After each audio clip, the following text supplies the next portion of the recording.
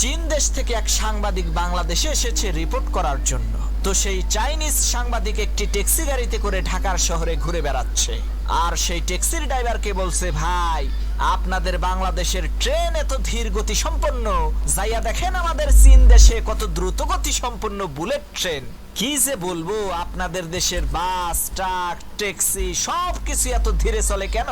আমাদের চীন দেশের সমস্ত যানবাহন কত দ্রুত গতি সম্পন্ন, খুব অল্প সময়ের মধ্যেই গন্তব্যে পৌঁছানো যায়।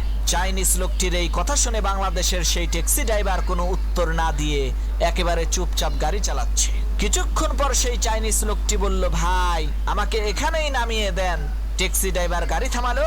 চাইনিজ লোকটি গাড়ি থেকে নেমে জিজ্ঞেস করলো, ভাই গাড়ির মিটার দেখে বলেন তো ভাড়া হয়েছে কত? ট্যাক্সি ড্রাইভার বলল, 15,000 টাকা।